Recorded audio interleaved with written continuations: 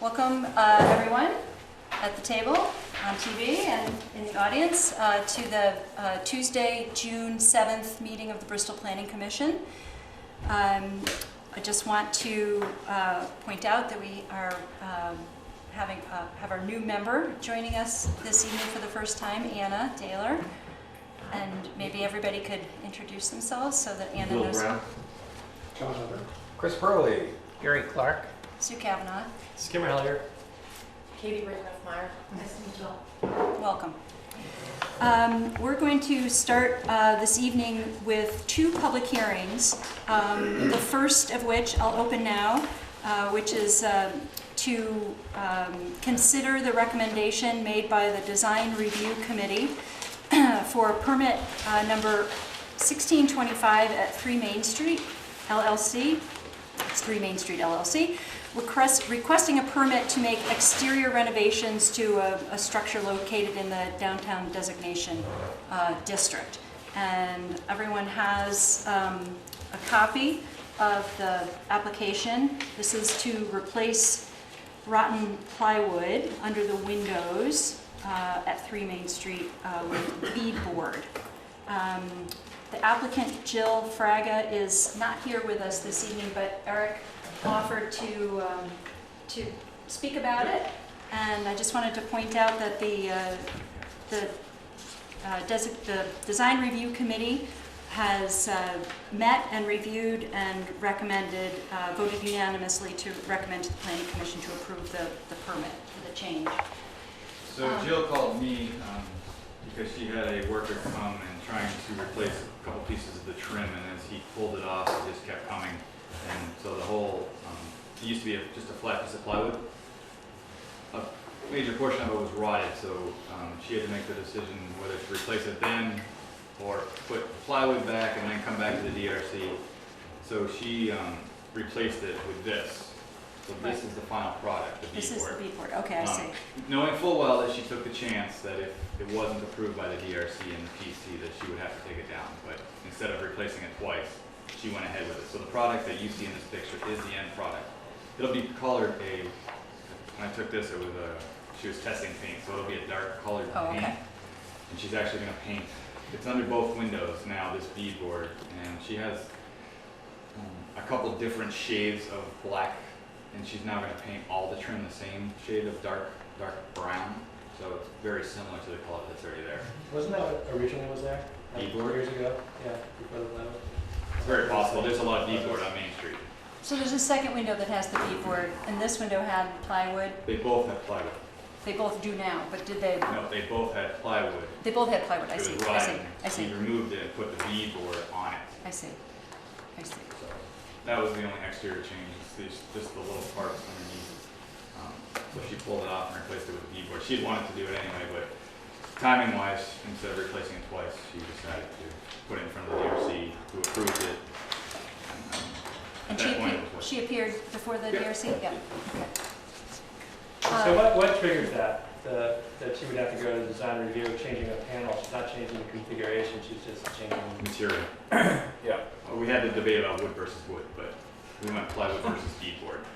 Which is like, I mean, it just blows my mind that in this environment that we're gonna all sit here, everyone in this room is gonna listen to this and it's gonna go through the various debates. It seems like there should be some reasonable consideration at some point to be able to make an Leading into, executive. you guys Skimmer, are writing yes, the you rules. will recall that we did talk about this for I a know. couple of meetings. Absolutely. We're making a recommendation in the new bylaws that would allow for some changes to be made without coming to two committees.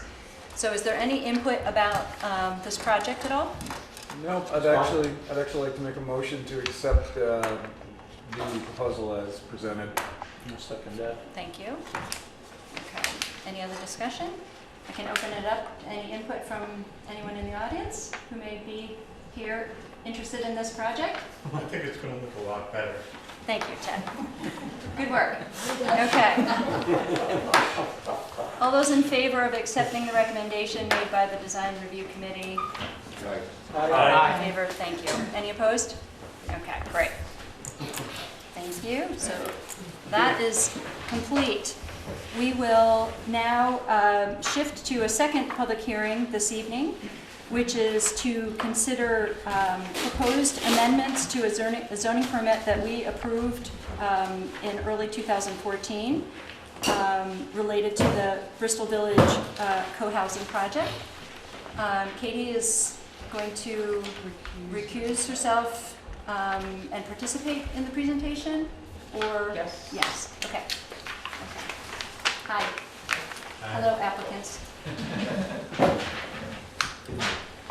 Do you want to begin now? I have copies of the updated list of proposed amendments. I don't know if everybody saw Eric's second email that has a second version. We had, Eric and I had talked and we'd asked for a little bit more clarification on the list. And so I have a copy of that if anyone needs it. Anyone? You have the second one? Okay, thank you. All right. Anyone else? The second? Yes. There's a second one, I don't. Okay. Okay. Anyone else? Okay. Anyone in the audience need a copy of the list? No? Yeah? Okay. You want to? Okay. Yes, please. Yeah. You have extras, so. Oh, generous. All right. We'll take that. Thank you. Anyone else? Sure. Yep.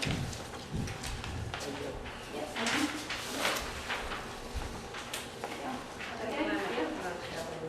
Okay. Okay. Yep. Sure. Make raise copies. Okay. Oh, good. Hi, Bill. Bill, you want to sit right here? Whatever you like. I'm gonna move down with them. Okay. That's all right. Separate. Okay. We're just starting our hearing on the Bristol Courthouse. Okay, Oh, thank you. all right. Okay. All right. Katie, I want to make sure that the camera can see you, so maybe come closer to Bill. I don't want your, I know, it's awkward to have everybody's back to the I audience have too. a updated plan, which actually has a few things on it. It's basically the same plan, but it has the layer of trees on it that was Okay, not okay, on let's open it up. that the planning commission got.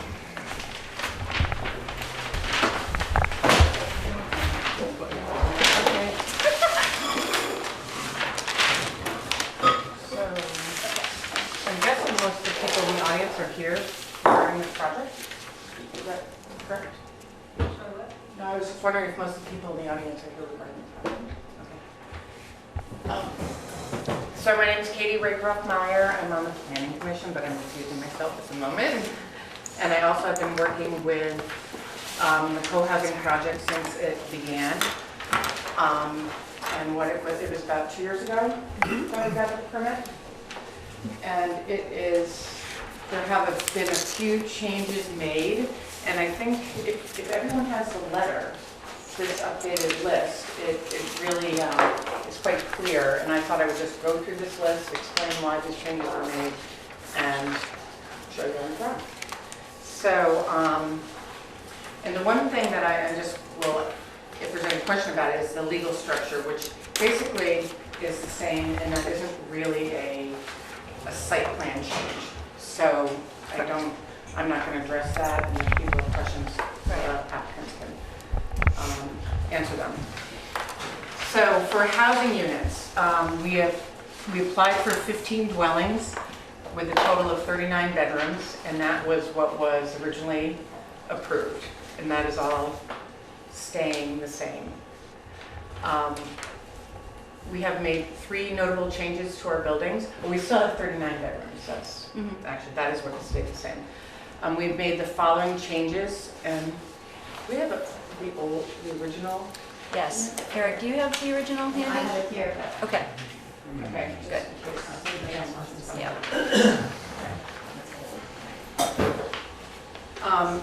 The biggest change that was made is that in the original plan, and feel free to come up and look at this plan if anybody wants to, was that on North Street there was going to be a building sited between 16 North, which is, everyone calls it something different, but it is Kathleen's house, and number 12, which is the apartment building. And that's sort of a double lot, and we were going to place a house in the middle of that as a duplex that would sort of fit in with the mass and scale of those other big houses. And then there was another single-family cottage-style house on the back side of that, looking inward onto the green. we've combined those two units into one. So it's a triplex that would have 3 apartment individually owned units in it, and instead of 2 separate. So Katie, would you pass out the old version, because 3 of the people on the commission weren't here at the time. Right. Yeah, okay. I mean, I'm aware of it. Okay, I I'm don't just wondering have about a lot that. of copies of them. All right, that's okay. I'm just wondering if Well, I anyone think who that- wasn't here 2 years ago or doesn't recall the layout and this particular change, if you want to look at the old version, the previously approved version, that would be Ann and Bill helpful. are looking at it, so Gary. would you Okay, like good. to- These guys, okay, if you show Okay, you have the old So one? that's number 14. there. Good, perfect, you have it. When you Okay, asked good, me good, good, about good. number Yeah. 14, How about you, Bill? You want to see the old one? that's what it was. And it Okay, all right, I just want to make sure everybody's clear. was a Yeah. single family looking on this Got it. interior green. Mhm. And I'm not going to go over the whole project because we Right. did that many, Right. many times Right. before. I'm just going to talk about the changes. Yeah, But I certainly will answer any questions about that. And so now it's one exactly. building. And because of that, originally we had to have fire access. Well, let me Yeah. skip. So does anyone have any questions about that? So it just made more sense to do that spatially, it just worked better. And it turns out now that that building has been completely sold. Right. That is a desirable location for people and the size of the unit. Were the changes made, not that this is necessarily relevant, but were the changes made to accommodate potential buyers or? No, not at the time. Residents. They were made mostly because of space around the buildings. It seemed like they were too cramped to have a single-family house right next to this double duplex. And it just said, well, why don't we make a triplex? Maybe it's more affordable. Yeah. It sort of offered, and it also then afforded a bigger range of units. Yep. So the second big change is then there were less buildings. So now there's only 5 single-family cottages instead of 6. And then the other big change is in number 16, which is Don Kathleen's old house. It was going to be the upstairs of that, the downstairs was going to be the common space, and the upstairs was going to be a full unit for Living family. space. Now, the whole house is primarily for common use, and there is an efficiency apartment in the upstairs. So it's not larger. What is the size difference in that apartment? compared to- The original one was roughly 1,500 square feet, I think, and this little one is about 500 square feet.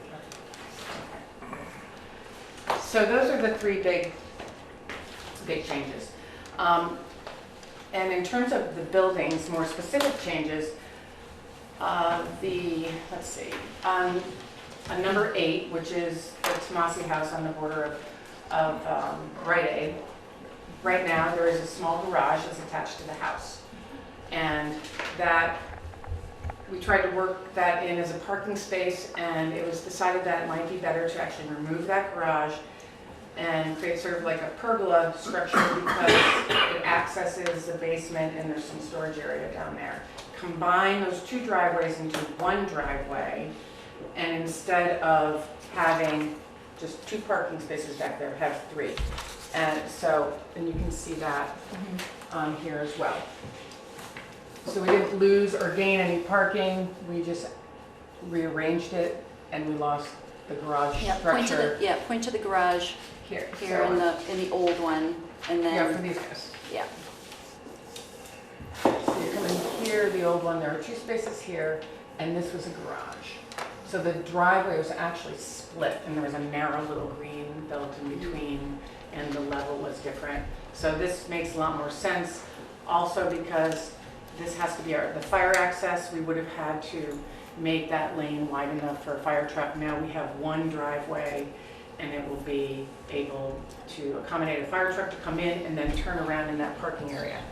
And so then tied in with that, when we had the single-family cottage behind what is going to be number 14, we had to have a reinforced fire access behind that line of buildings to access that. And now we don't need that because it's just one building and it can be accessed from the street. And we have spoken to Bristol Fire Department, have a letter that they approved that change, and you guys all have that letter. And the other change, building change, is to building I, which is one of the 3 cottages along the eastern part of the green, the back part of the property. And you'll see in the old layout that one is oriented differently, sort of lengthwise. And that was because there's a 50-foot perimeter around the whole project, and it sort of fit in with the green space, but we wanted to, and that's where it had to be, we wanted to orientate that for solar. And what we did then, we pulled it forward and we angled the path on the green. So the green is not a rectangle, it angles in, and that's why we made that change. Because we couldn't go back because we would be in that 50-foot perimeter. And then you see on this list, there's a list of the other cottages. And originally they were all a little different. They were 33 by 22, 32 by 27, 30 by 28, 21 by 33, and 30 by 25. Now they're all 25 by 35. Oh, I see, okay. So those are the building changes. Any questions? Okay, so the site changes, well, I discussed the first one, which is eliminating that fire access that was parallel to North Street because we no longer need it. And I also mentioned the second one, which is combining the 2 driveways at 8 and 12 into one 12-foot drive with a reinforced side to make it 15. And then we've added we switched the parking spaces. So a lot of these, I'm just reiterating what I've That's already okay. said. And it turns out that these 3 spaces here now are all handicap spaces. Right. And it also turns out that, and we have 3 handicap accessible buildings right in this proximity. This cottage J, number 12, and this door, number 14. And so that's all handicap accessible, and it works well with the parking there. And this also, along the same lines, we have a handicap ramp going from this parking area to this side door. So I guess I'm talking about this parking to this side door. And in number 12 here, there's a common hall that accesses the 2nd floor and this 1st floor apartment. So that's a sort of a shared entry. And the last thing was, just a very simple thing. We added a path through this garden space from the parking that you come into under the Porches share at 16. I'm pointing over there, but I really mean here. Right here, we just added a path through this garden into the main. And this is going to be like a kitchen garden for here, and this is going to be their garden for their house, or yard for their house. And the other thing was changing that walkway. So those are the changes. Questions? Comments? Katie, nothing's changed about the septic or anything like that? It's still the No. same number of bedrooms? Everything is, all Exactly the same. I mean, we have we're just putting together all the construction documents right now to go out to bid and all that. I mean, we have all those Yes, from before. documentation, but Yeah. you see, Yeah. yeah, it was So necessary this to- version has some of the screening included that didn't come with the drawing that came to us via Right, email? right. I realized that this didn't have the trees. in it. Okay. So Do you wanna we went back explain that? to. That would be great. That's all pretty much the same. If anything, so these are the existing trees that are left on here. Yeah. And this is something that we presented to the planning commission during the process. We had a drawing that showed existing Yep. that we were going to keep and that had to go because the center area was going to be the septic and we had to lose trees there. And so these are the trees proposed and existing that will be staying. There's one right in the middle of that house here that got Yeah. left on there. Yeah. How How about on the east perimeter of the project? down here? Yep. These are existing, we're not changing anything I mean, this is what we proposed. If anything, there's gonna be more landscaping within, and we have more some detail for the people who are purchasing the homes in terms of like spaces around their own private space around their house, around their door, around their unit. Yeah. The client is planning on replanting this arborvitae hedge, because right now it's not really functioning as a hedge, it's just trunks, and so it's Right. not, and that's the one along Rite Aid, and replacing it with the same species. So that's not really a change. Okay. Any questions? Thank you for this. Or anything, Peg, do you want to add anything, Peg or Jim? Okay. All right, let's have some discussion amongst ourselves, and we can open it up also to input from the audience, from anyone who's here.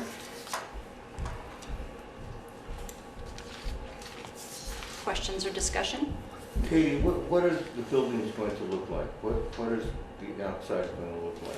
So Bill, you know, we went through a lot of this. This We did was, this. yes, Yeah. we did, yeah. But And I don't want to just, changed.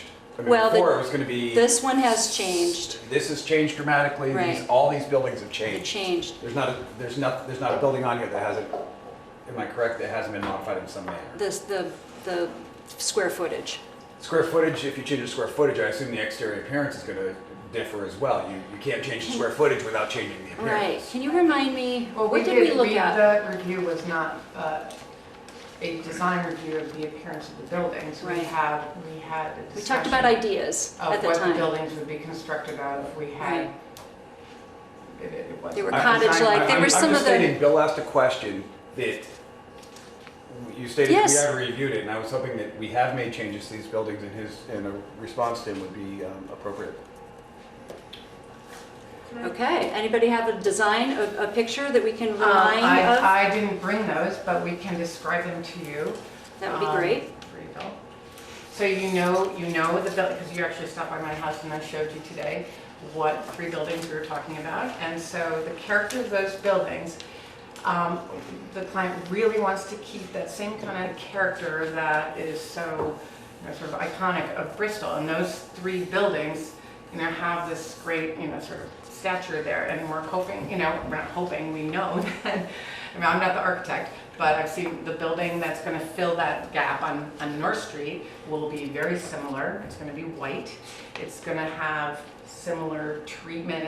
We're not going to be trying to recreate exactly what's there. It's going to be obviously a new building, but it's going to have the same kind of style and structure as the existing ones. You agree? Yeah. And now the cottages, I don't know how to talk about architecture like in terms of, but they're simple cottage style, single, cape style, would you say? Yeah, they're capes, they're 1.5 stories. Yeah, so it's with dormers and little porches, and they're gonna vary in color a little bit, but maybe like, what are some of the colors? You haven't really Yeah, I decided. have them actually, they're at the. Right, but it's like a, It's a hardy board. Right. So it's a product that comes pre-finished. right, but the colors is what I'm Green, thinking. but they're very muted. But yeah, They're it's sort of grayish, it's green, very- grayish, yellow, grayish. Very blue. colonial, cottagey. They're not metal buildings, they're not, They're not unlike the They're- images, if I recall, that Robert Fuller shared with Well, us and too. we showed a lot In fact, of it was images. the same we showed a lot of images from, of his. If you sort recall of when the we saw it. prototype of, well, there's the Kirby cottages, but also, I'm trying to think of the name of that other, From the, there's a guy who does a lot of these, it's a small yeah, that housing, little, look about pocket neighborhoods. pocket neighborhoods, yeah. Aren't these actually well off the street? Well? Yeah, The they're on the cottages? backside. Yeah. They're, well, I mean, anyone can come- Not even that visible. No, you wouldn't be able to see them. My memory of the last time we were here was that we hadn't hired the architect at that point, so we didn't really have architectural drawings. Right, We just had ideas. ideas. Yeah. So- and one of the things that we did is that we went around town and we took a lot of photographs of small buildings in Bristol. And said, this is about the square footage. These are gonna be kind of the same style. You know, they might be rented, the porches might shift a little bit this way or that way. The idea is that, so, and I would have brought more stuff, I didn't think we would be Rehashing. I know. not hash, but Yes, right, reviewing, sorry. this. Very sorry. But the concept of this is that it's a community and that there is a center green space and that these cottages and then the bigger buildings all relate to that space. And what's nice about it is the buildings on North Street also relate to North Street. So it's a community within a community, and that's very much the idea. There's porches. Every unit has a porch and an outdoor space. That's kind of their space. And then there's all the common space.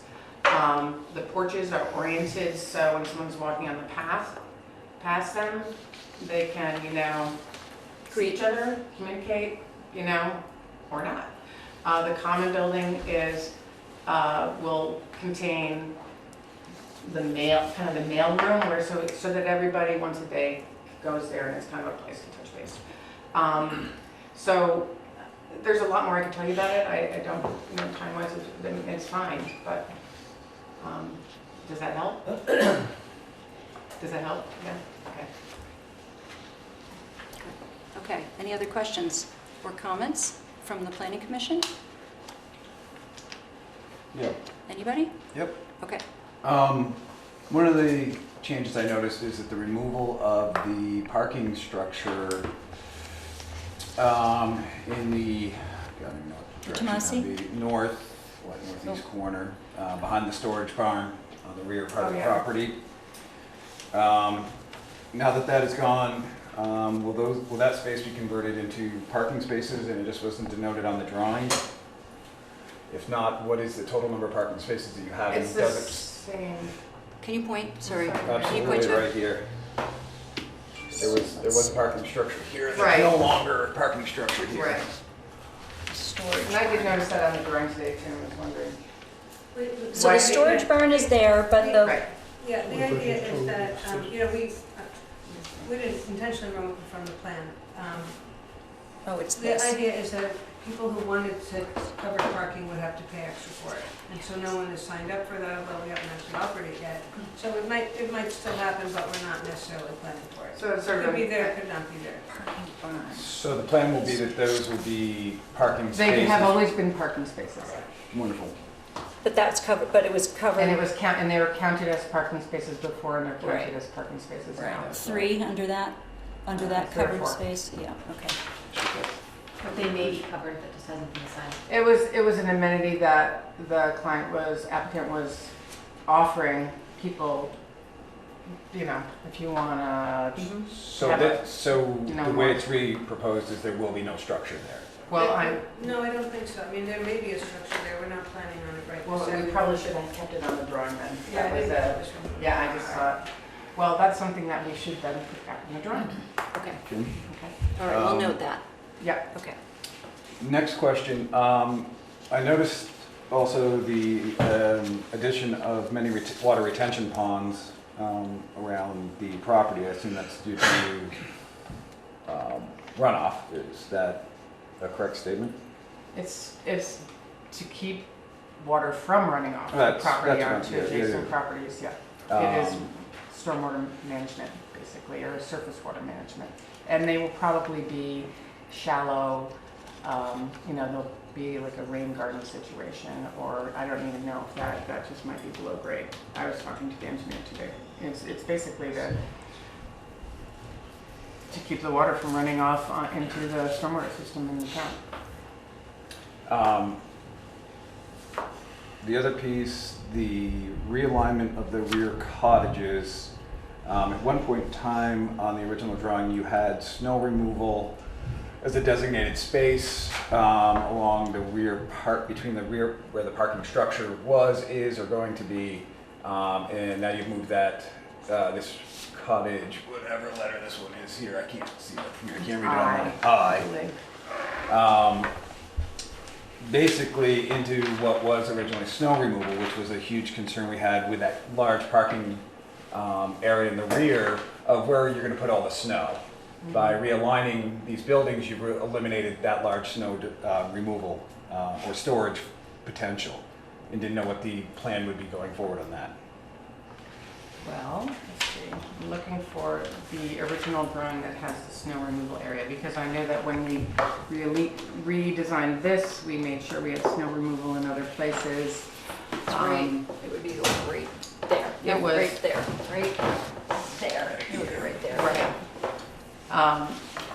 Is there still enough space, or is that something that would be? Well, we were gonna have snow removal back here. We looked at it, this is just not marked on here, so I'm not, trying to punt on this. It's very clear to me that we needed to have that here. I feel that, I feel that we have enough room here.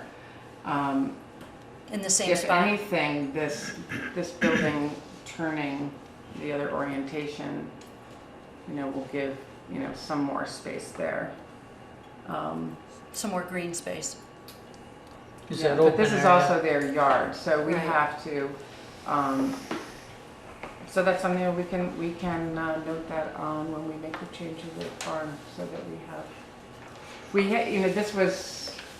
we wanted to pull this together and make it look as close as possible to the original. Yeah. Not the original, but the first Yeah, the approved. approval. And then major changes, that's what Right. we're coming for. So indicate snow spots. Another piece that I had was bullet point 3 we have made 3 notable changes to our buildings. All in all, changing it to more common area, whatever. It is what it is, you can do what you want with it. The only part that becomes question space for me is the last piece of that sentence. An additional rooms used occasionally for families and guests of BVCH residents. So with that being said, how would exactly you classify that? Is that, since that is not a living space, that's not a dwelling unit, but yet you are going to have spare bedrooms, is that going to be spare bedrooms so that when guests are there they could stay? Is that what the intent and hope is with it? It is an intent and hope, yeah. Okay. Because the idea with co-housing is that instead of everybody having a spare bedroom that they use 3 times a year for guests, that we could share 3 bedrooms among 14 units, and it'll be used more often, and we construct less space. So You mean the efficiency I know apartment? we have talked to we had a conversation with the fire department about the fire marshal, or the Department of Public Safety. They know what our intention is, and they reviewed it in that light.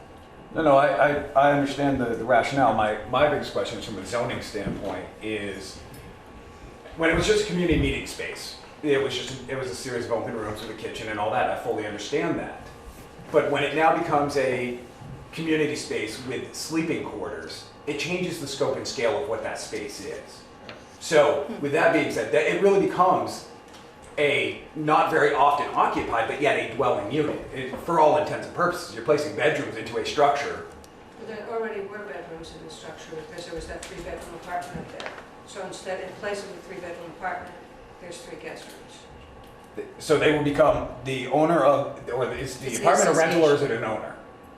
Is the apartment owned, will that be a single ownership or is that? The apartment that was to be there isn't going to be there No, anymore. he's asking about The efficiency that you now The currently. efficiency? Yes. I think we're going to keep the efficiency owned by the community. Because we By the aren't sure association. at this moment what to do with it, whether to sell it or whether to rent it or what to do with it. We just know we want to preserve the right to have an efficiency there. And it's included in the 39 bedrooms? It's Yes. included in the Yeah. 39 bedrooms. We're not adding any bedrooms. No, And more importantly, we're not doing very much to that building because if you've been in that building, you know what it's like. It's Well, really absolutely. gorgeous and very preserved, so we're doing that. I'm hung up on, from a technical standpoint, at what point do we turn when something has a bedroom in it, does it become an accessory use or a dwelling unit or an apartment building? I mean, at what point is that defined? Well, we don't have anything like this in Bristol currently, so this is an interesting conversation, and Right, it's absolutely. and it's an interesting It's point. one that I think we need to get full clarity on of what it is, because without that, Eric, do you have From any? my point of view, it's an apartment. It was before, now it's just a smaller one. right, but what, the extra bedrooms though, Eric? It's not extra. The original permit had a full second floor apartment. Correct. Now it's smaller, but it's still an apartment. So, So do you mean the can- bedrooms downstairs or the- upstairs? It states here that there will be additional rooms used occasionally for families and guests. So here's where I'm going with this. So we'll take your apartment building that you own right on Main Street. You have what, 2 apartments in it at the moment? You close one of them down, put 2 bedrooms in it. When you have family and guests in town, that's where you put them up, instead of putting them in your house. What do we call that? I call it a dwelling unit, and that's in their count. That, I was counting bedrooms. so, but the apartment in these extra bedrooms are 2 separate units. They aren't one inclusive. The apartment owner does not own these bedrooms. I'm saying that now 2 dwelling units, in my mind. Actually, I think the You apartment, think the I think co-housing, the community facility association downstairs has- is a, If they're gonna have 2 usable bedrooms, they're not. It's not more than. That's the upstairs, right? Maybe well, let's talk it out. wasn't there originally an apartment upstairs? The downstairs was all community, upstairs complete apartment. Now the upstairs is just gonna be a smaller apartment. Small efficiency. And more community, right? But they're bedrooms. Well, it's still an apartment though, right? No, Isn't it- it's isn't a it when you say smaller efficiency? apartment that's self-contained, Less efficiency bedrooms. unit. But then separately, there are 2 bedrooms that can be used by the community For or guests. 3. when family comes, when, basically, guest comes, so that you don't have to have, a 4-bedroom house when you're trying to downsize, and So I was under the impression that they were in the apartment, so that's not what I originally thought. does that still work? It's an associate, the difference is, I think what Chris is referring to is the fact that it's association owned. Right. And does that And their Does potential that living change? spaces. Does it change the nature of it if it's an association owned rather than a single owner who's lending out rooms or welcoming guests of Right, their if own? it's in my own home and my extra bedroom is being utilized, it is what it is. I have a dwelling unit. Why would ownership change the definition of whether or not it's a dwelling unit or not? Who owns it should be irrelevant. Because currently that square footage is not considered under our calculations and definitions as a dwelling unit. I.e., nobody lives in that common space. It's irrelevant of ownership, you are absolutely right, sir. But what it is you have created an area where somebody could inhabit. Thus, it becomes, in my mind, a dwelling unit. That is, the remainder of that building goes from a community space, basically to a partially or occasionally occupied home. It would be no different than somebody's second home that they have, that they are only there 3 times a year. Here's my question. The number of bedrooms hasn't changed, correct? That was my question for you, Chris. And secondly, if this was another dwelling unit, would that cause a problem with the zoning? In other words, even if it was an added dwelling unit, is that a problem with zoning approval? Because ownership shouldn't be relevant. I It's agree. just a matter of the number of bedrooms, that's the same. And the question is, I don't know what the dwelling unit count is, but even if it's one more, does that cause a problem? Well, this is an amendment to an approval we made 2 years ago. So that's, we have approved an understanding of the use of the building that did have common space fully downstairs, right? My understanding or my memory of it, I don't have the original application in front of me.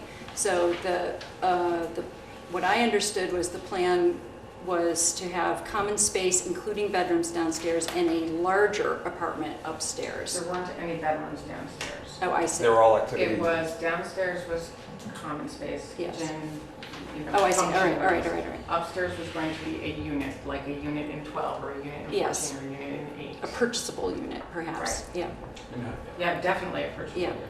It was one of the 15 units. right. Now, one of that 15 unit is the efficiency apartment. and there are 2 bedrooms for overflow. Upstairs. Yes, that will be used. But that's all tied into the, but that's all tied into the, I would think, the bylaws of the, and the, whatever the community sets up. Oh yeah, and again, the owner is irrelevant. It really is, and that's not what my question is. It's actually what the classification of that space becomes.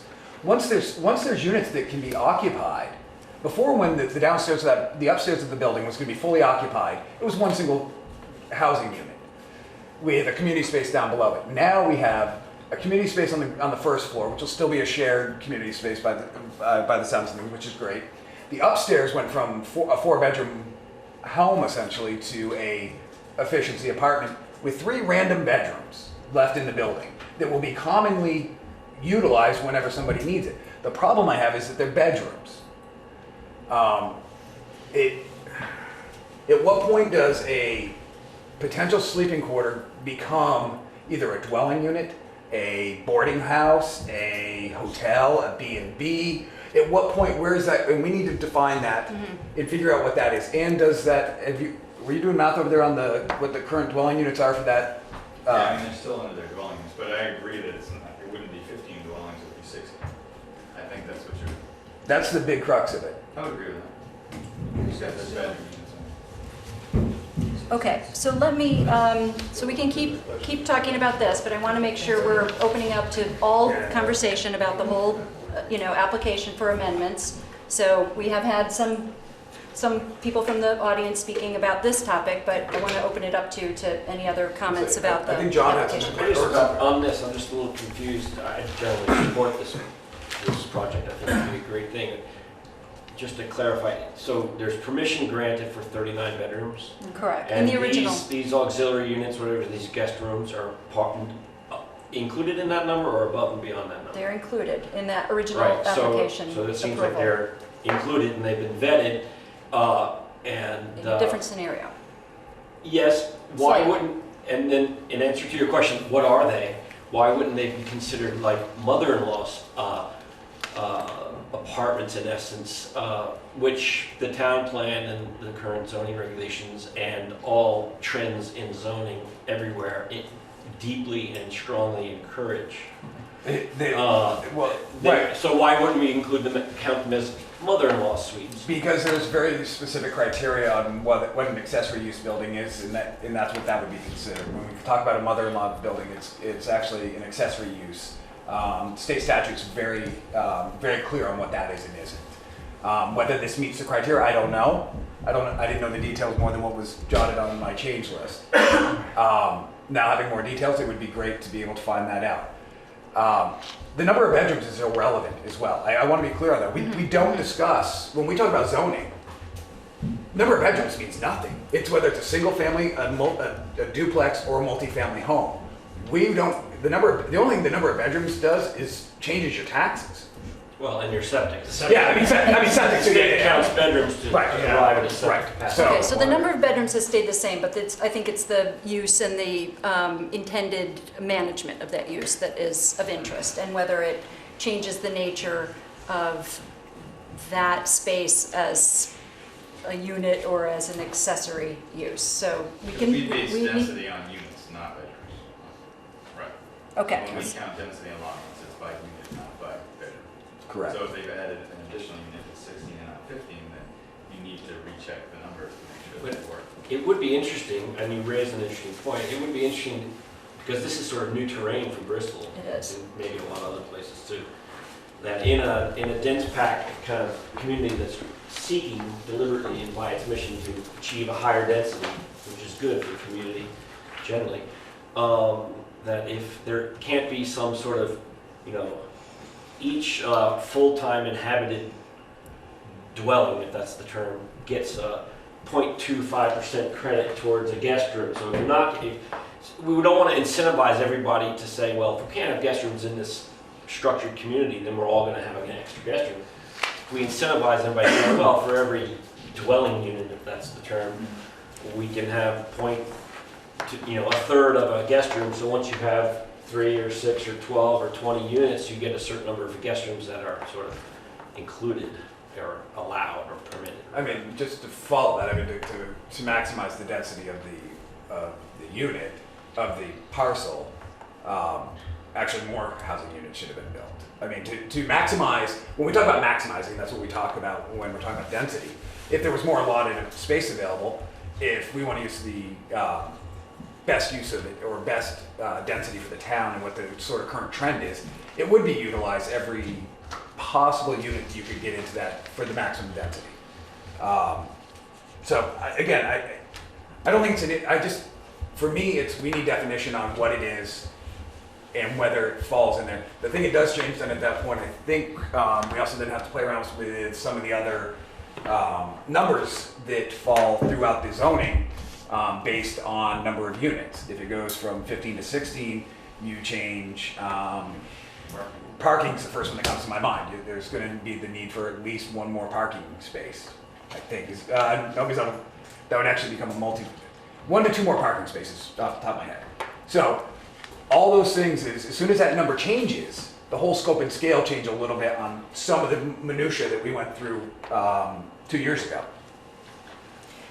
Okay, so let me open up and offer and ask for input from others in the audience. I found the word additional to be confusing, third bullet under housing units. Since the number of bedrooms is permitted was 39, and you're taking a 3-bedroom unit and turning it into an efficiency apartment, which I presume is 1 bedroom.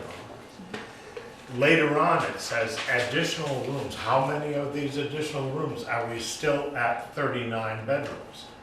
Oh, I The think it number means is the not 3. called out. I think it means the 3 bedrooms that we're talking about. Sorry, we are because we eliminated a bedroom in one of the units.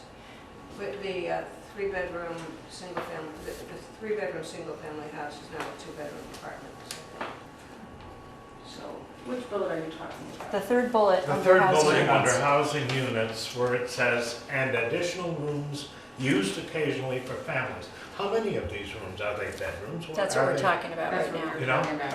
And it isn't 3. clear, it is not clear that those additional rooms will fall under the 39 bedrooms allowed in the permit. And there are 3 that already exist, correct, upstairs?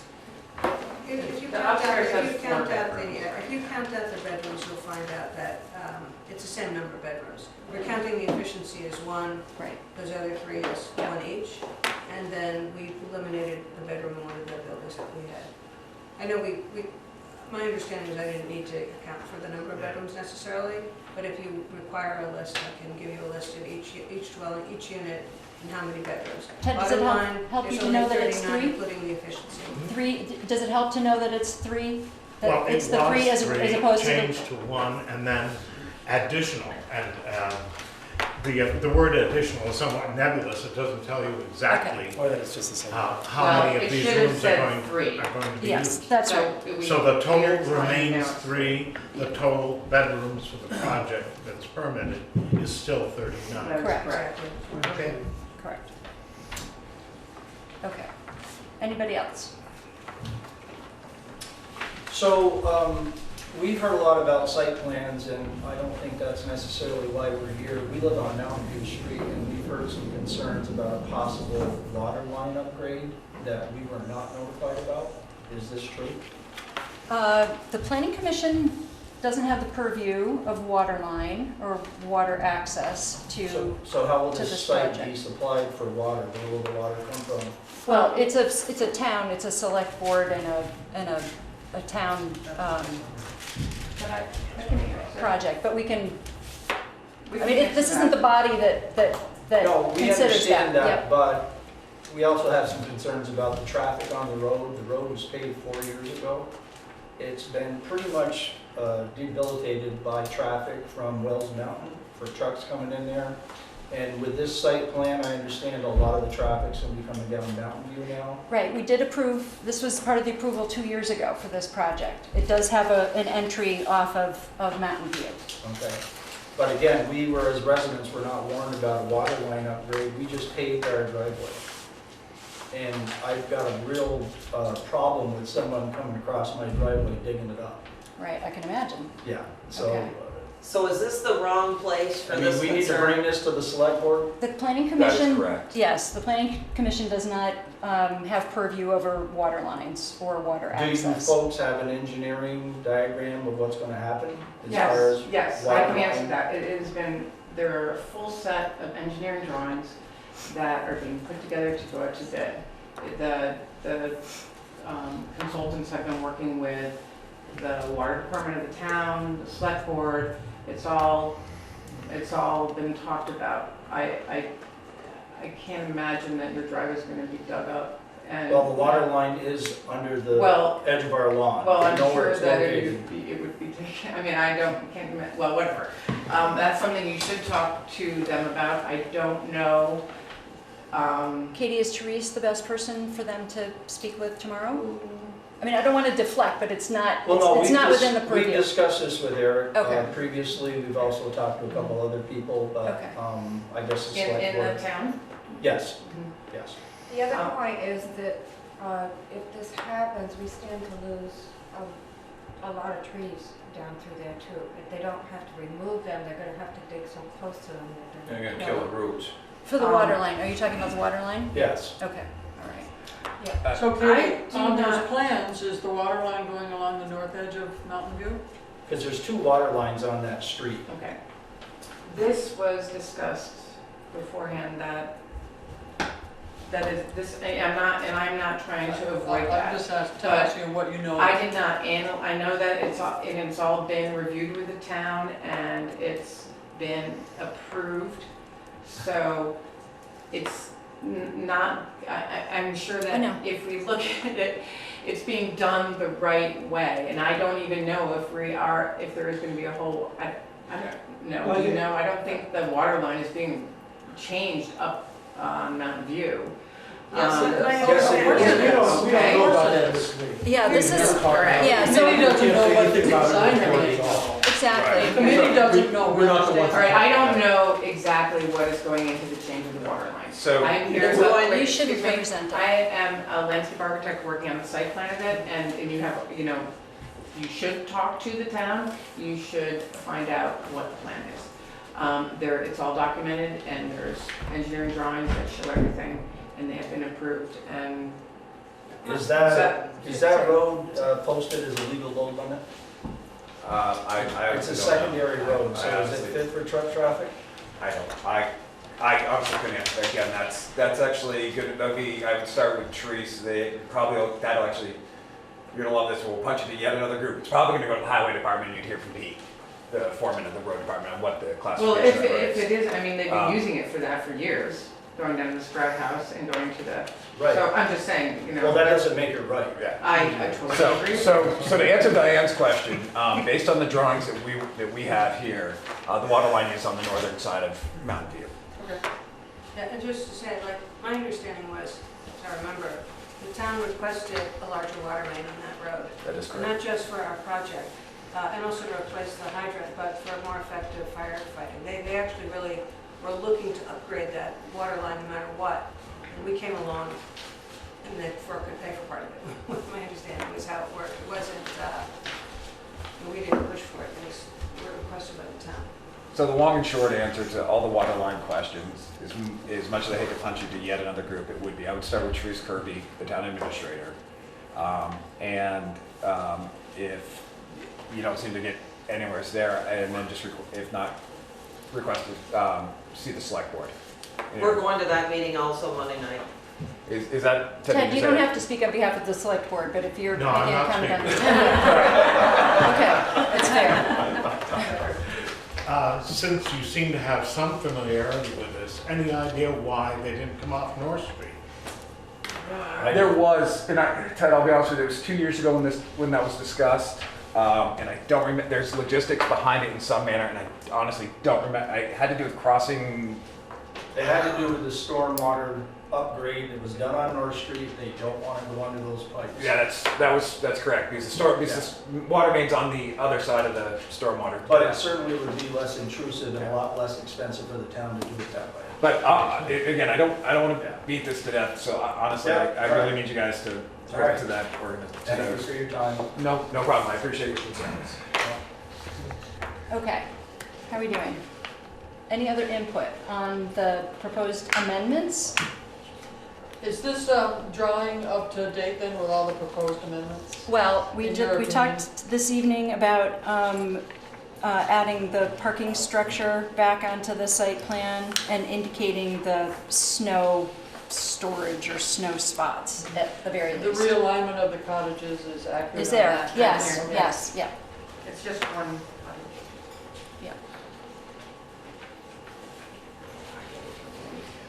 The only other question that I had jotted down,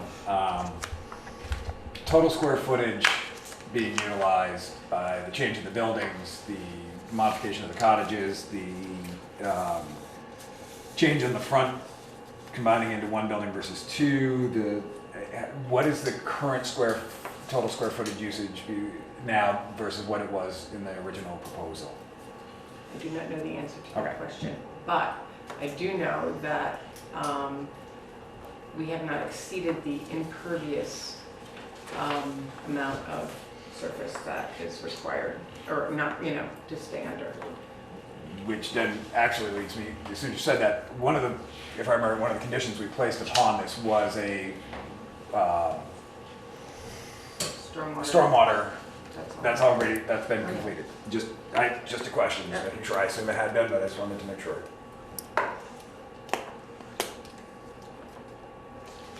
Okay, thank you, members of the public. Okay. What's your pleasure? We could do a couple of things. We have some requirements and we have a question about the dwelling unit question, dwelling unit number. Eric, do you feel like we need to? 16 is still under the allowable amount. 16 is still under the allowable amount. Okay. But it is dwelling unit, I agree. Okay. Does that change at all the nature of the suggested amendments? I want to make sure that, within our ability to ask this question or gain clarification, we can either try to do that now, or we could attach conditions to our decision this evening, or I'd like some input from others. Thank you. My gut is with the dwelling unit change, number of dwelling units changed. I haven't had adequate time, now that we've come up with a consensus, that's what it would be, to make sure that we have, I remember this process the first time. We went through this plan meticulously as I went through the zoning, our bylaws, to make sure that everything's in place. I would feel more comfortable making a judgment once I'm able to do that again. All right. The next. So reviewing our current regulations to be sure that what we're calling the unit or what we're proposing fits within the current regulations, and so that it doesn't change the nature of the original application. That is correct. All right, so it sounds like we can, help me out here, I think we can propose to have an ad hoc group that can make a recommendation to the Planning Commission based on this input. Can we take the temperature of the rest of the group, Yes, I would like to do that too. so we're not being driven Yes, by okay. a single voice? Yeah, okay. Do you want to start, or do you want Bill to start? I think Bill wants to. I'm happy to start. Well, first of all, John, we want to be mother-in-law friendly. Of course. And I just want to know who's going to claim those community apartments. Peg is. You're gonna clean them. The cleaning apartments. I'm inclined to support the project As proposed this evening, the amendments. with the, Okay. That's what we're looking at, the amendments to the original zoning permit. Fair enough. Got it. Okay. I too am inclined to support it and base it under the same, it's within the realm of what's allowed in space. Okay. Gary? I'm inclined to support it also, but it would be helpful if we had a final draft of the layout Okay, completed as we've discussed tonight. okay. An updated site plan, meaning, Yes. okay. Chris, we've I've heard, already spoken. okay, John, I'm inclined to support it. I agree with Gary. It would be good to just follow up to have the slightly revised plans we talked about, but I think it's fine. I support it. So do I, but I'm in the camp of an updated plan with all those things actually on paper. I'm in that camp too, by the way. Even though I don't have a vote. all right, having taken the temperature of the group, I'm inclined also to support the application with amendments as proposed, requiring an updated site plan. Eric, I appreciated your input. As long as, I want to make sure we, the dwelling, I mean, I'm not looking at my regs right now, so as long as the dwelling units is within the scope of our current regulations. So you want to postpone and continue to a date certain the meeting until the next meeting? No, I'm inclined to proceed this evening With the based on, caveats of those two things needed in yes. there. That's fine. yes, okay. All right, so, I need a motion. Vote to approve the Second. with the map to be redrawn according to the conversation. Second. Okay, okay. All those in favor indicate by saying aye. Aye. Any opposed? No. Okay, thank you, the ayes have it. I just want to also let people know that if you're interested in seeing the buildings or have any questions about the project, you can look at our website. The drawings are, I think they're all up there. Almost the most recent ones. I can get those on if you want. So it's Bristol co-housing. If you look at Bristol Village co-housing, you'll find it. Can I just ask for very specific additions to this plan? I know we have. Sue has a very nice list that I'm Okay. sure she'd Yes. be happy to share with you. Thank Parking you. structure and at least the snow spots. Okay. Okay. And the parking spaces, just confirming that Yes. within the realm of the number of spaces. Right, okay. If you're really at 16. Okay, all right, we are going to open our regular meeting of the Bristol Planning Commission. Can I come back? Welcome Katie back to the table. Okay. Do you want to fold that up so we can, Do we have to Come officially back. close the hearing? yes, actually I do. I need a motion to close the hearing. Second. Okay, all those in favor of closing the hearing? Any opposed? Thank you for that reminder. Okay. Do you want this or do you not want We have a couple different things. I know that we have, For your records. oh, okay. All right, it's going to get updated anyway. What I'd like to do is move through our minutes. We have some guests who are here to offer input on our upcoming review of an update of our noise regulations. But I'd like to do a little bit of housekeeping first, which includes approval of our minutes from our last meeting, which was May 17th. And everybody should have a copy of that. I don't actually have an extra copy. But do tell me, and I'd welcome a motion to approve. So moved. Second. Okay, any discussion on the minutes?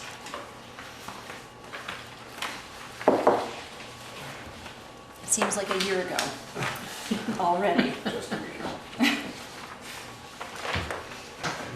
Okay, hearing no discussion, all those in favor of the minutes as proposed for May 17 meeting indicate by saying aye. Aye. Okay, any opposed?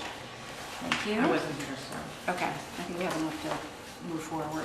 Okay, administrative matters. I want to, I'm probably going to keep this item on our administrative matters until we either complete this effort to update our regulations or not. But I updated as you may know, and anybody in the audience might want to know, that we are ambitiously moving toward delivering to the select board in a timely fashion an updated Bristol zoning regulations document that we hope will go before the voters at town meeting in March. I feel like we're still on track. We may go off the rails at any moment, and if that's the case, we'll regroup. But I adjust and update the timeline after every meeting so that we have a record of what we've been doing, and at least sort of make a guess at what we may be able to accomplish in the next few meetings. If anybody wants to take a look at the updated timeline, just to have it, that would be Very great. helpful. Anybody Always have very it? helpful. Okay. Anybody need a copy? It went out in the packet that Eric sent out too. Okay, I just wanted to point it out to folks. You noticed that Adam is not with us this evening. He will be with us on June 21st. And if I could just, maybe give you a little bit of a preview. He did email us today with an updated version of the articles that we've been working on. I haven't even had a chance to look at those. It's articles 1 through 5 at this point in a single document. I started printing it out and realized there were 55 pages. Yes, exactly. I've asked Adam if he would start splitting out the articles into single documents so that as we proceed, it becomes not a 55-page document until the very end.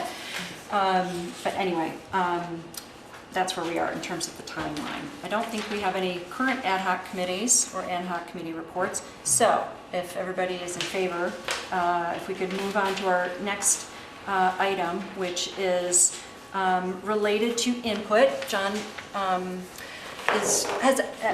I just wanted to let everyone know that John, as a member of our planning commission, has been interested in the upcoming review of our noise regulations, and has spoken with people who have some input about that.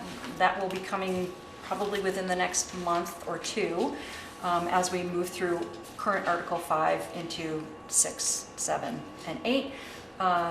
And I believe we have some guests this evening who have some input for us as we start to deliberate on noise regulations and updating our noise regulations. Do you have anything you want to say? Well, I'm going to recuse myself because I'm an interested party. I'm going to Okay. go sit out there. Okay. Consideration is part of the Okay, process. okay, that's fine. All right. I hope you guys have prepared your remarks. Okay. No doubt. Okay, so I just want to make sure we have time to do this. This is, let's give this 20 minutes and see how we're doing, if that's okay with folks. Okay. So we're looking for input on updating our noise regulations, and we'll be addressing this. I'll certainly convey this. Any information that you share with us or offer to our consultant, Adam Luigi, who has been helping us draft our regulation language, and we then respond and make updates. So I will convey as much as I can in writing and any documents you may have, and have him probably review the video of this input as well, because it's a really important topic. So who would like to start? John. I don't know, maybe I should stand just so I can see everybody. I have to take my glasses off so I can read, so you're all a little fuzzy. But I'm John Moyers. I live here in downtown Bristol. And I actually have 5 buildings all within the downtown district, except for, I think, maybe the 2 houses I'm not sure are not in the downtown district. But so that's kind of where I'm coming from. And in the interest of full disclosure, I spent I think it was 7 years on the board of a little organization based in Montpelier called the Noise Pollution Clearinghouse, which is a nonprofit. And for several years I was chairman of the board. It's a nonprofit that you can look at their website, nonoise.org.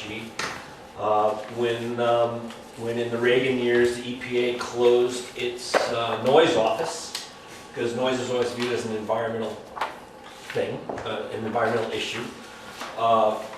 All of that data went away, and Les Blomberg, who runs the Noise Pollution Clearinghouse, managed to get the entire EPA noise database, and he has that, and over the years he's built built upon that. And he does a lot of industry collaboration. He is perhaps the foremost authority on municipal noise ordinances and on noise as an environmental pollutant. And the first thing, and Les is my guru, and when I heard that you guys were doing noise, I called him, I put him on to you. I think he's talked to some of you guys. I have also spoken with him independently myself. The first thing Les will probably tell you about noise is that whenever the US Census, every 10 years, does a census, among the things they count is what people think about where they live. And the number one complaint, coast to coast, city, town, village, is noise. Noise really has a huge impact on people's quality of life, both their perceived quality of life and their real quality of life, because we now know that noise, the science of noise, it gets better and better every year. We know that it creates ADD, has ADD-like effects on children who are in noisy neighborhoods and have to deal with that in their schools and that sort of thing. So noise is a real issue. It's not just a nuisance issue. Noise pollution is a big deal. The thing that drives sprawl. Why do people get out of cities and out of dense packed communities? Well, they say, I want peace and quiet. It's really fundamentally a noise issue for them, among other issues. So if we're asking people to live in a more dense community, if we're asking people to live closer to each other and deal with each other as neighbors on that basis, the way you guys are doing it, the way all of my buildings, whenever I do a deep renovation, I do extra special insulation for noise. I also, by the way, in the same concept, light, it can be pollution. You'll find on all the buildings that I renovated, there's no light that shines in any neighbor's eyes, because I believe that that's an irresponsible renovation, right? Likewise, good neighbors keep their noise to themselves.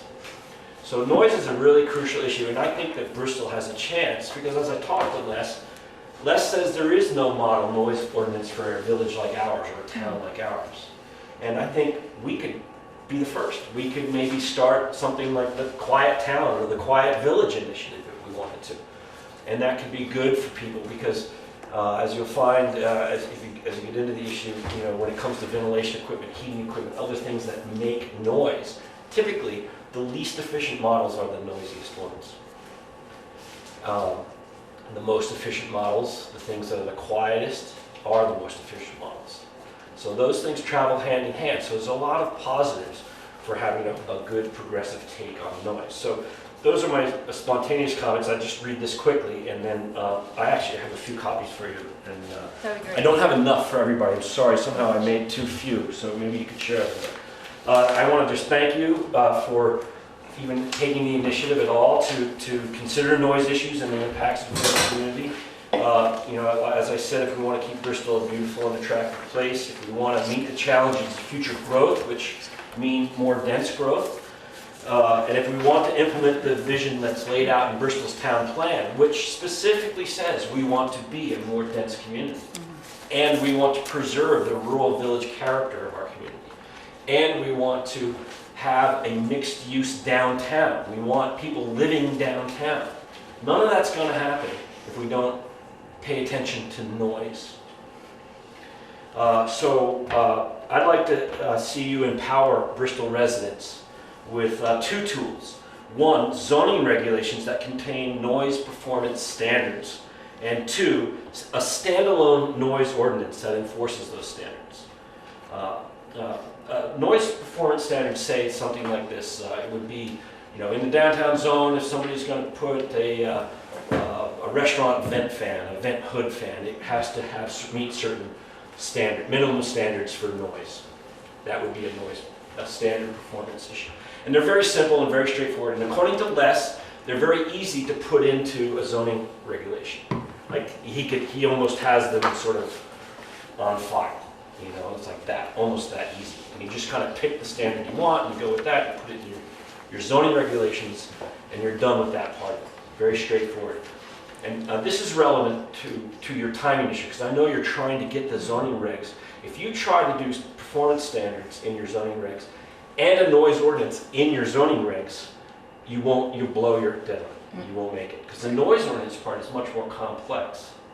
But the good news is that you can go ahead and not delay your motion towards the town meeting day vote, and still probably get those performance standards in the zoning regs. So as it says here, my hope is that you'll implement both the performance standards and the zoning bylaws, and have a standalone noise ordinance. And here I think both should reflect the following: that they should be founded upon the idea that quiet is a common public asset, just like clean air and clean water. Quiet is something we all own, we all enjoy, and it benefits us all. So it has intrinsic value, and it's worthy of protection in the public's name. I hope that you will not grandfather any existing noise nuisances as they may exist. You can only do this, you can only not grandfather things if you place noise performance standards into the zoning and bylaws, and you have separate noise ordinance outside the bylaws. If you put all that in your bylaws and then pass it, everything that existed on that day is grandfathered. Very, very important concept. You need not to grandfather things in, because people may have issues today, and they may not realize they have issues. Those issues may emerge.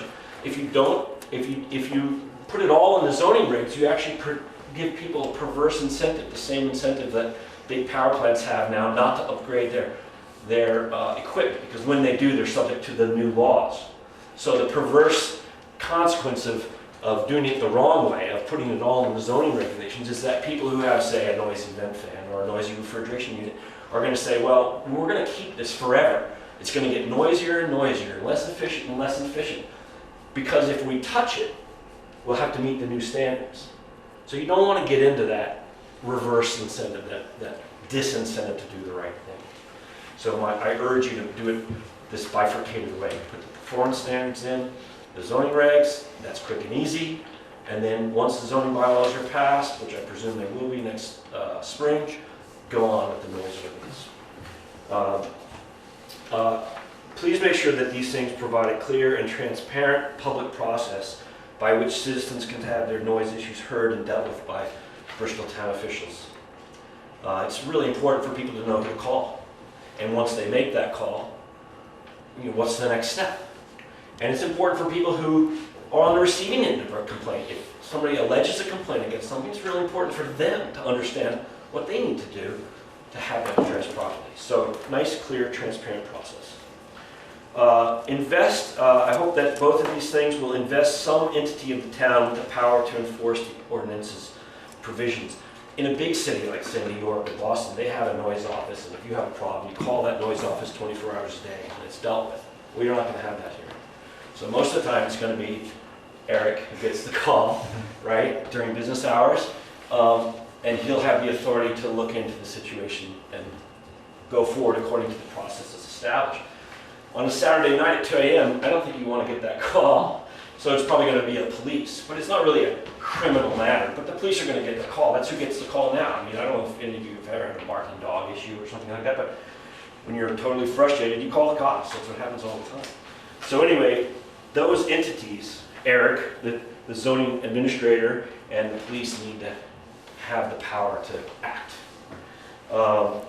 And finally, you need, not quite finally, but you need to also place responsibility for noise on the generator of the noise, not on the receiver of the noise. The solution to a noise problem isn't saying to the person who has the problem, put some cotton in your ears. That's blaming the victim. That's bass backwards. Also, finally, establish clear performance standards for all zones and for all by right and conditional uses that have the goal of preventing new noise nuisances before they are established, and offer citizens a possibility of fixing existing noise issues. Again, I've sort of addressed that, but that's the bifurcated way is the way to go in my sense. Finally, something I forgot to put in here is that these clear performance standards and the clear language in the zoning and in the subsequent noise ordinance, if that's the way you go, should also offer people who are developing their properties.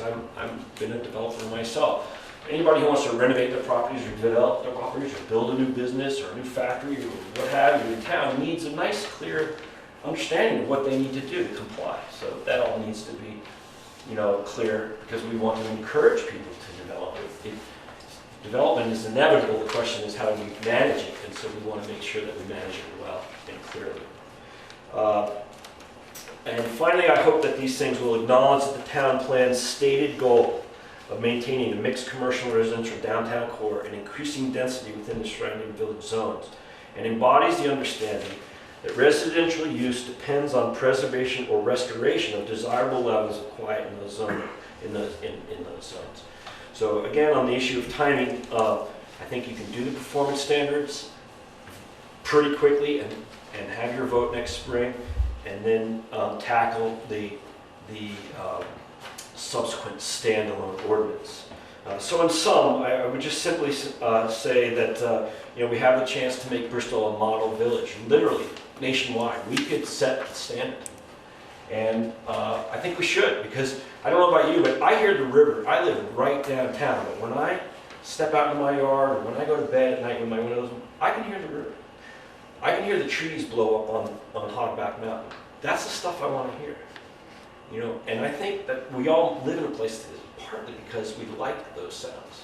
We want access to those sounds, and we don't want the inevitable growth to block them out. And in the end, if you go to the poorest communities across America, and I often travel through downtrodden, difficult communities, they're always the noisiest communities.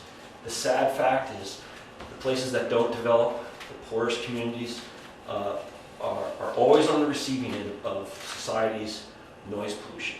And we don't want to be that place. We want to be the other kind of place. So those are my comments. I hope you move forward accordingly or as you see fit. But either way, thank you for your willingness to. Thank you. Thank you for this.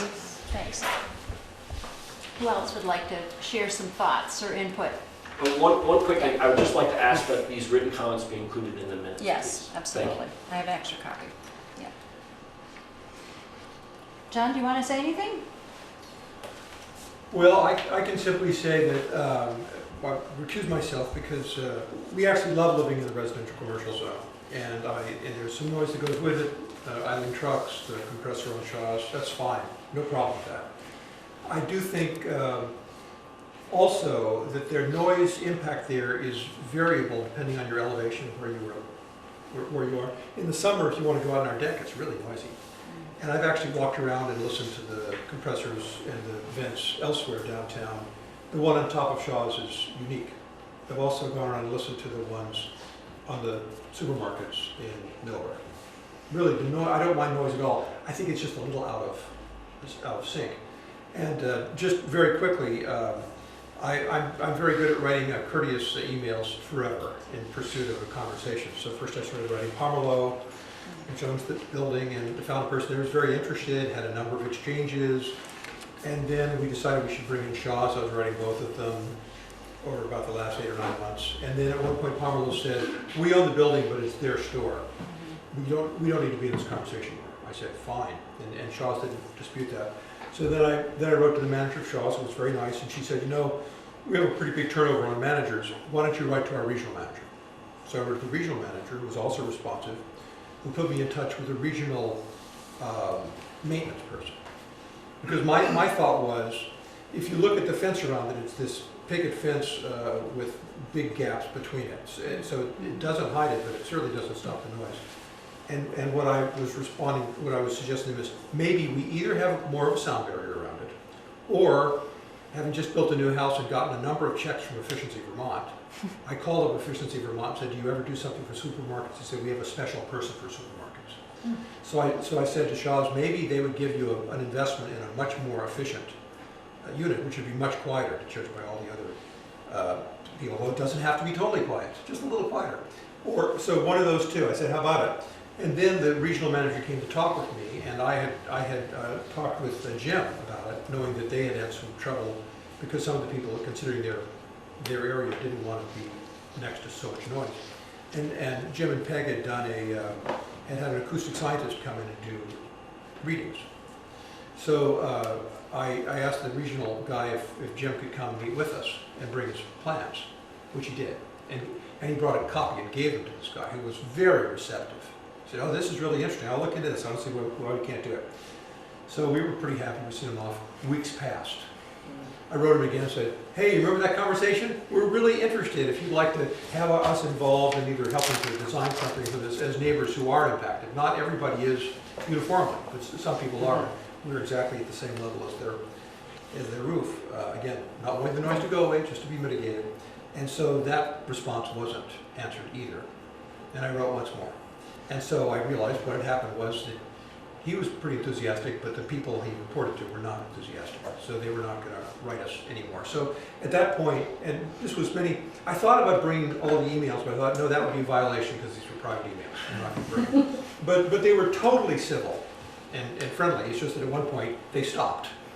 So my goal, and I'm very interested in what John says, that maybe it's not part of the zoning process, it's a subsequent ordinance. That's interesting. Needs to be both. Okay, but I would love to have a conversation in which, rather than simply saying, we don't think we're going to talk to you anymore, for whatever reason, no explanation. Instead, they might say, okay, the zoning might take us down to making these up from 55 to 50 decibels or something like that. So how can we do that? Well, we have these following ways that would cost this much. I would like to have something that helped that conversation to move forward. Just about mediation. It was funny, at one point the Shaws, one of the people at Shaws wrote me back and said, we don't even think it's our compressor. We think it must be the one behind the beverage center. So I went down to the quiet of the night. Stood behind the bed. It was really hard to find where the compressor was. I finally found it. It was a little minor word. But so again, we need to, it's very important, this is not an ordinance if we were to take it about Shaws. That would be like spot zoning. They're just the example that I'm aware of. It has, as with parking, any ordinance would have to be for the whole town. It would have to be consistent. I want to make that point. This is not about Shaws. It's just that if you want to know why I'm here, it's because of that particular issue where I would love to have a conversation where the people who are involved in it are also involved in the conversation. That's why I'm sitting over here for a little while. Thank you. I actually didn't know about the noise ordinance discussion, so I wasn't prepared. But I will say that, I moved into my house 4 years ago from Lincoln, where we know it's quiet. And I was quite taken aback by the noise. And I believe it's the Shaw's compressor. And your house is higher up than mine, but I'm telling you, it goes directly to my house. And it has become white noise, but it is loud. It is loud. So I appreciate what John said about not grandfathering in people, existing noise producers now. I think we need to look at the whole issue. And maybe it's an old compressor. Maybe It is an old compressor. it needs to be replaced with something modern, but it is quite loud for such a lovely, quiet village that we have here. And I believe it's Shaw's, it's nobody else. Dave? I'm at about the same level as John. I agree with the noise. I also commend you for trying to solve it the way you did. Yeah, you did a lot of work. And I'll also add the fact that new units, as John Moyer said, are not only much quieter but much more efficient. There's a whole bunch of technical reasons for that. I actually do quite a bit of this. Right. All that said, I guess one of the questions, I think the ordinance is the separation is a great idea. I'm wondering, and not to get people too excited, unfortunately, is there any legal precedent for making existing units comply? We have no, if I may speak to this, in Bristol, there's no teeth, because the only thing the Bristol zoning bylaws say is you can't create a nuisance, and the nuisance is no I standard realize law. right now we have no teeth, Yeah. but I'm talking about even if you put criteria into it, I'm hard pressed to think, and I don't disagree with the desire to do it, but I'm hard pressed to think you're going to go backwards and get somebody. But I do think you should make sure that there's very clear and strict guidelines for new construction or replacement, because all these things were, the longevity of 20 years is a long time for these units. Right. And I would guess that Shaw's has been there beyond that. Right. So at some point they're going to need to replace it. I think the town has to set something up so when that replacement happens, it complies with the wishes. And the only other thing I would ask from a zoning standpoint is we have a clear downtown. We have a clear mix of residential and business, and then we have a clear residential area. And I don't know whether a typical ordinance recognizes some of that, because, you know, I think there has to be some acknowledgement that more people, at some level, although we'd all like it to be like Lincoln, at some level, more people in a denser spot are going to create more noise. And my point is, if the goal is to have higher density and enjoy that type of living style, it also has some trade-off with noise. Not that I'm not trying to keep it quieter, but that at some point you need to recognize part of that, because Yeah, you don't want people after each other when they decide to live together.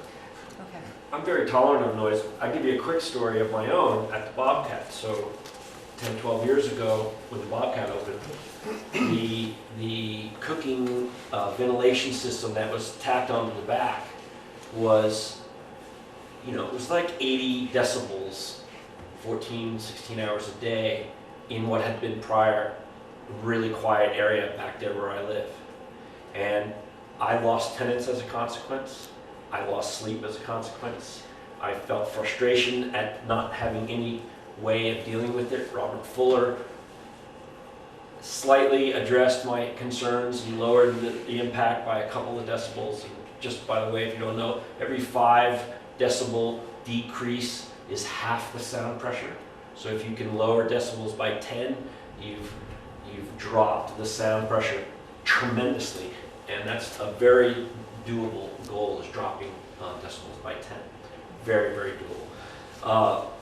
Anyway, you know, fast forward to just a year or so ago, and I always had made the argument to the Bobcat and the owners of the building that they're wasting a huge amount of money on this system that was a third-hand system, really inefficient, incredibly loud. And I said, you hear that sound? That's the sound of money draining out of your pocket. You know, and finally, when it came time, because they lost tenants too, and they decided they wanted to renovate the building, that sort of thing, and thank goodness, and they explored the new systems. It turned out the system they had was totally illegal, didn't meet code, but then when they got the proper system up there, they're saving hundreds of dollars a month in electricity. Now you tell me a business that doesn't need hundreds of dollars a month. Is it quiet? I don't even hardly hear it. Only deep at night if I'm outside in the right place. It's such a, and the noise is such a low purr that it's just a completely different experience. I have not had one complaint from any of my tenants or my occasional guests. You know, I rent like an Airbnb space back there, and so it's been a win for everybody. That's the kind of thing that I think you can set up with the right sort of performance standards and noise ordinances, because it really is a win. Shaw's is going to save. I would love to see their electric bill. I bet you we could go in there just on a pure money basis and say, let's save you 50% of your electric bill, and not even mention noise, and at the end of the day, we would have a much quieter situation. Yeah, the only issue with that, and I just know from doing cost analysis, is why, yes, you may save some on the energy bill on the front end, but your long-term ROI on that needs to be calculated out. The Bobcat may be saving $100 a month, but at the same token, they may also be carrying $1,000 worth of debt load a month to cover that system. So in reality, they've actually taken a loss to make it quieter. So when we talk about savings, you got to compare the entire cost analysis from top to bottom. And I'd like to build on what Chris said too, which is this is all about balance. Yeah, absolutely. And again, I know that I've moved next to the commercial center. I'm ready for noise. It's just a question of balance. But we have several other people from who community like to speak to. Yeah, anybody else who hasn't talked who'd like to speak on this topic? I feel so ill-prepared. You folks did very eloquent speaking of it, and I concur with it, follow through, and would support you in going forward with whatever I could do. I haven't asked everyone's name, but maybe could you... I'm Karen Bushy. Okay. I live on Mountain Street. Okay, all right, thanks. Yep, yep, hi, Peg, go ahead. I'm Peg Campbell. And John, you said everything I wanted to say, so I don't have a whole lot to add. But one thing I wanted to do was reply to your concerns. I met with Les today, actually, this Oh. morning. Great. Les said that, because we had the concern about the grandfathering, and Les said that the grandfathering wasn't an issue with the noise ordinance, which I think is what you were saying also. He told me today it would be an issue if it's done, if you put it all in the zoning regs, as soon as you pass those, and everything that exists that day is grandfathered. But it sounds like he said that you could regulate, for example, Shaw's going forward, which was nice to Absolutely. hear. Going forward in replacement is not, that's not a problem. That's right. Yeah. But if you can do it retroactively, that's great, but What I think he meant was that you could, starting tomorrow, let's say they pass the ordinance today, starting tomorrow, Shaw's would have to be in compliance. That was what his thought was. But I think that is exactly the question that is up. And none of us here have, I would say, the authority to answer that correctly. But I also would have the same concern, forcing every business or every noise generation, whether it's business or private, to tomorrow have to upgrade, which is what non-grandfathering would do. Right. And the financial impact may or may not be Well, actually, there's some feasible. information about that. So. Because, for two reasons. So, the first thing, to answer your thing about forcing them to change tomorrow, you can always write into your ordinance that you give non-compliant existing uses, a year or 2 years to come into compliance, so you're not hitting them right away. We actually had a noise report commission because we did have people complain about it. When we showed it to Pomerlos, they weren't particularly receptive. I don't think we were as nice as, maybe our presentation wasn't as nice as John's, but they weren't particularly interested in talking to us. But we know what it costs to fix that problem by 5 decibels because we had a study done. A more effective barrier on the roof, because the one that they have is insufficient, would not be super expensive for them. They could do it. Better, of course, would be to upgrade their refrigeration, because that would save them money. It wouldn't just be like for one little thing. So there are things they could do. They just have to be motivated, and I think John's point, Elder's point of being able to bring them to the table a little bit more enthusiastically would be something you could do if you had some teeth in your ordinance. And I just want to also recommend, as I said, I met with Les today in Waterbury, and there are lots of ways. You have to be careful when you craft a noise ordinance because you don't want to eliminate people mowing their lawn or something like that. And Les is, the national authority essentially on noise. I mean, he runs a national clearinghouse. It would be a really good idea for, if you might say this, if the board wanted to talk to him, he could point you in the right direction and give you a lot more information than I could give you. I just spoke with Les today, and he said he is just in the middle of reviewing I think he said it was either 100 or 500 best noise ordinances in the United States. That's what he does for fun, He's really is an authority, although he doesn't have a PhD. He does a lot of court testimony, and he does, he's an expert in many ways, and he's a nonprofit. He exists to be a resource for boards and communities and activists and what have you. So I hope you'll at least use him as a resource and see what he might add to the conversation. Can you also point to Les's, my understanding, his goal is based on, just the name is zero noise. Is that what you stated? Not zero noise. Or no noise? What was the name His of the site? website is nonoise.org. It's called the Noise Pollution Clearinghouse. Okay, so I'm just saying, it's sort of leaning one way. It feels like he has a very distinct, it's no different than any other point. If we do bring in any third party, we need to make sure that we bring in a series of experts if we want to go that route. I would hate to write an ordinance based on one person's professional opinion, because it really is opinion, and there is science in it. Sure. So that would be my only suggestion. And could I follow up with a suggestion? Sure, and then we have to wrap up. Were you saying, had more to say? Well, I have some more to say. Oh, What do you please. keep saying? Oh, well, We I was do- just yeah. thinking, mine was a process suggestion, so maybe you should finish your Yeah. substantive So part. the other thing I just want to say, the thing that attracts the people in our community with Bristol Village Co-housing to the village of Bristol is the mixed use, as you were saying. It's the mixed use, mixed residential and commercial use really creates a walkable community. That's what's so, and that's, as you probably know, like a real trend now, people moving back, wanting to live in walkable communities. The problem is that when a commercial use coexists, you know, side by side with a residential use, it feels like a commercial use, you have to be sensitive to residential needs, which is to say a good night's sleep. And so the thing that's, I think, for me personally, the most important thing is to make sure, is to regulate the evening, you know, the nighttime noise level. You know, obviously it'd be great to regulate the daytime level, but the nighttime I think is really critical, because that's when people sleep. Thank Right, you. and- Or and- don't. And the thing is, you can create a building that's very soundproof, like your buildings that you were creating, and we were creating a very soundproof.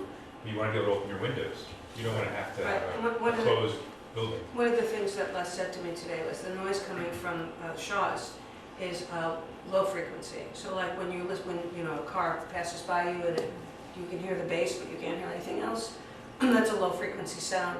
And it sounds like a lot of things that will block out high frequency sound don't block out the low frequency, which is what's coming from Shaw's. It's two different things. Yeah. The frequencies penetrate differently. Yeah.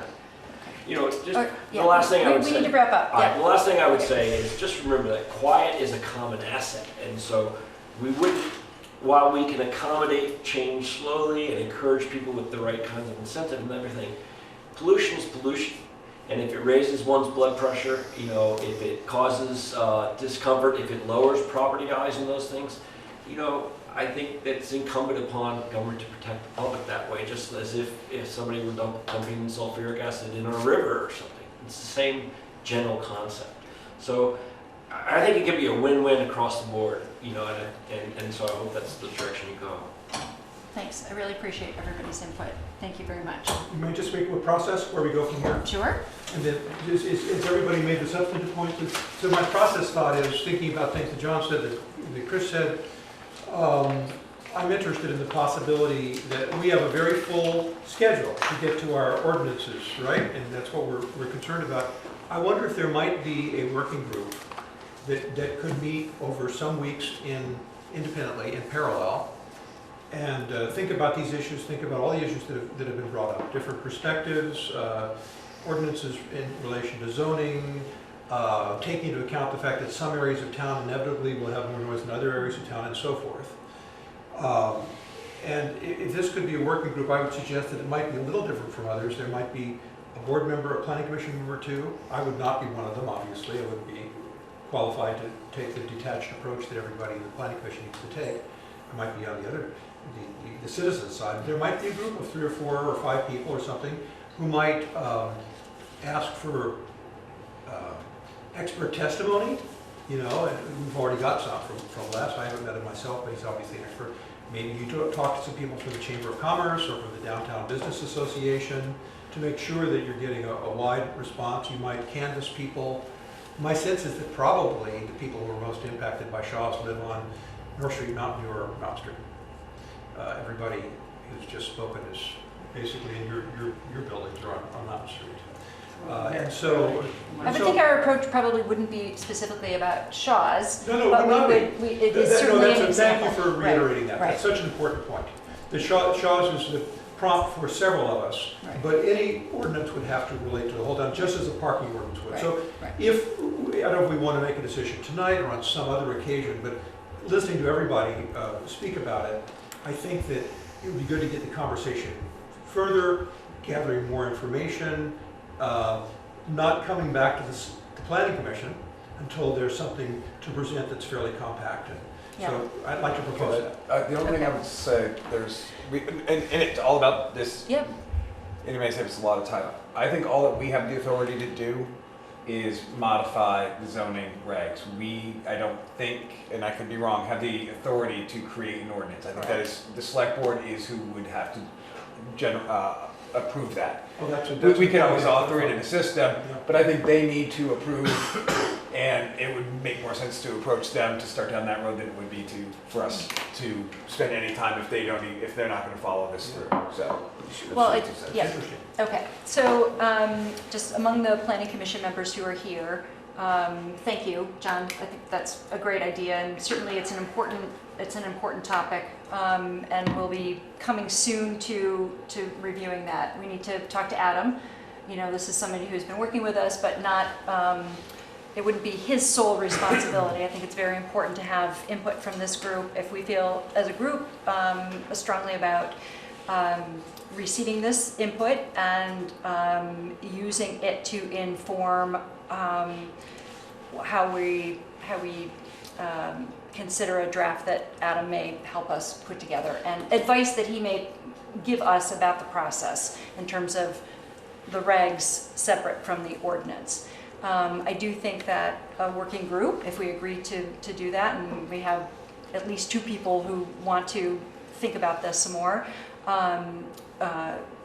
could and should think about being in touch with the select board as well, to give them a heads up that this is something that's of interest to the group. So maybe I could take the temperature of the group and sort of, you know, having had some input, this is important. Certainly a member of our group is interested in this, very interested in this, and has made a suggestion. But not as a member of the group. Yes, exactly. Yes, but, you know, as a friend and as a respected neighbor and colleague.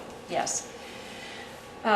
Thoughts about a working group that may receive this input and be able to suggest and also talk with Adam. I think that would be really important. I will certainly share my notes with him, as I have after each meeting when he hasn't been here, and let him know that we had, I think he already knows, a special request to offer input on noise. Would it make sense for you to communicate with Therese? Certainly. Initially, find out What the process is. What the process is, Yeah. how, and then at our next meeting, we can actually sit down and figure out, do we form a working group? I hate somebody to, again, we've got a pile of stuff to plow through, and if we spend all this time and it's for naught, I'd like the correct people to be working on it, and then we can continue down our path. That's Very all. good. Well, we are still going to look at the regs, so Absolutely. that's an important part of Right. it. So and I think as we get closer to that, we can make that we're decision. getting pretty close. We're within, well, yes. I know. Yes, we are. It's going to be within 2 months, and so that's not a lot of time in and of itself. Okay. I'm happy to talk to Therese and report back on June 21st what her thought is about the ordinance part, but I'm still interested to know if anyone here is interested in I'm very interested in thinking about. Okay, Bill. All right, Yeah. that would be great. Yeah. I actually have a background in this area. Okay, good. That'd be great. Anybody else? I'm interested, but between now and June 21st, it's just not going to happen. I mean, I know the realities. I don't have any time. All right, so Bill, why don't we start, we can talk about what that might encompass or what the timeline might look like. Adam will be back on line and in receiving input from us very shortly, and so we can talk about that. Thank you. Okay. All right, at least we have Bill. Okay? All right, thank you. Thank you, everyone who's offered input. It's really important, and we greatly appreciate it. Thank you. Okay. All right. Okay, so, getting close to 9. I just looked. I thought we were like at 8:30 still, maybe. No, we're getting there. So here's what I suggest. I am not prepared to review with everybody what Adam gave us. I didn't even have a chance to look at it to make sure that but I will tell you that after our last meeting, I gave Adam a very detailed summary of our input. We got through the draft of Article 5 that he had given us to work on, and we did that at the last meeting. So I gave him all of my notes that I hand wrote on my copy and my notes that I took on paper. And so I'm assuming that he's incorporated that input, but I don't know for sure. We also... I mean, again, I don't know what level. I looked at it, and there's just... a lot of color. There's a lot of color. I know, I can't have figure it all to out. go back and absorb. So it's important, I'm not the only one to do this, but I am, sort of helping to drive this and at least have a sense of where we are and what we have accomplished so far. We did agree also, and we offered Adam feedback after our early May meeting about the site plan review section and where in Article 3. So we're still looking at elements of Articles 3, 4, and 5. It's still important. I'm hoping that at our June 21st meeting in 2 weeks that we will make substantial progress between now and then that night in order to start to wrap up those sections and move on to what are existing Articles 6, 7, and 8, which includes performance standards and noise. Also includes parking, which is another thing we want to and need to look at, and we've mentioned that before. So, I don't have any other business, and I suspect you guys don't want to dive into the document, and I'm not comfortable diving into the document that Adam gave to us. So are you, What are you saying? what are you planning to say? Are you We've got 35 minutes, we want to accomplish. So what I think you're suggesting is I'd like to make a motion to adjourn. Second. Okay, all those in favor? Aye. Any opposed? Thank you.